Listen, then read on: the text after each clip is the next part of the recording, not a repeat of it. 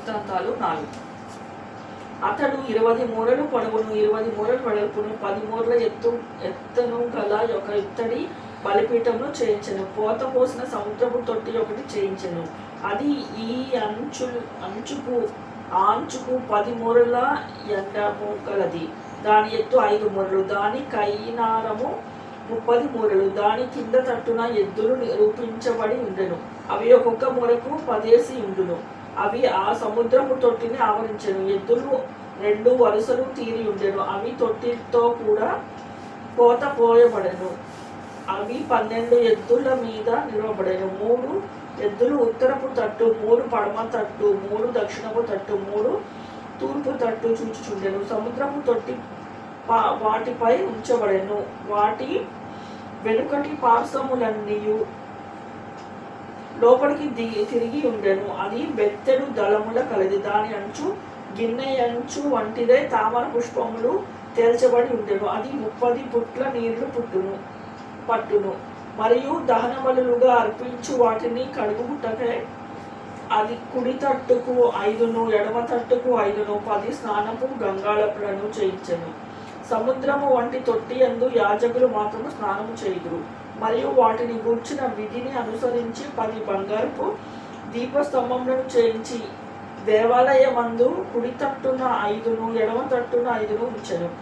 10 బల్లలను చేయించి దేవాలయమందు కుడి తట్టున 5, ఎడమ తట్టున 5 ఉంచెను.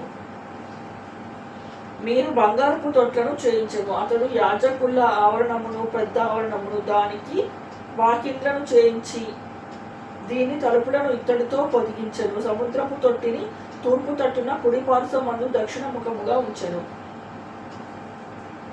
హూరాము పాత్రలను, బూడిద నెత్తు చిప్పకొలలను, తొట్లను చేసెను. రాజైన సొలొమోను ఆజ్ఞ ప్రకారము దేవుని మందిరమందు చేయవలసిన పని అంతయు హూరాము సమాప్తి చేసెను.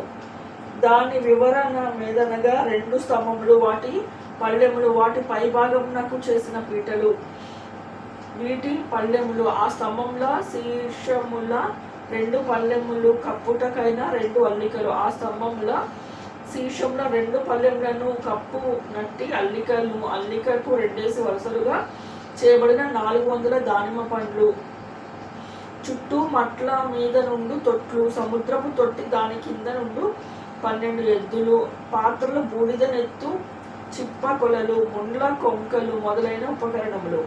వీటిని హూరాము రాజైన సొలొమోను ఆజ్ఞ ప్రకారము యెహోవా మందిరము కొరకు మంచి వన్నెగల ఇత్తడితో చేసెను. యోర్దాను మైదానమందు సుక్కోతునకును జెరదాకుతానకును మధ్య జిగట మంటి భూమి యందు రాజు వాటిని పోత పోయించెను. ఎత్తు చూడలేనంత ఇత్తడి తన యొద్ద ఉండగా సొలొమోను ఈ ఉపకరణములన్నిటినీ బహు విస్తారంగా చేయించెను. దేవుని మందిరమునకు కావలసిన ఉపకరణములన్నిటినీ, బంగారపు పీఠమును, సన్నిధి, రొట్టెలు ఉంచు బలులను, వాటిని గూర్చిన విధి ప్రకారము గర్భాలయము ఎదుట వెలుగుచుండుటకై ప్రశస్తమైన బంగారపు దీపస్తంభములను, పుష్పములను, ప్రమిదలను, కత్తెరలను, కారులను, తొట్లను, గిన్నెలను, ధూప కలశములను సొలొమోను మేలిమి బంగారంతో చేయించెను.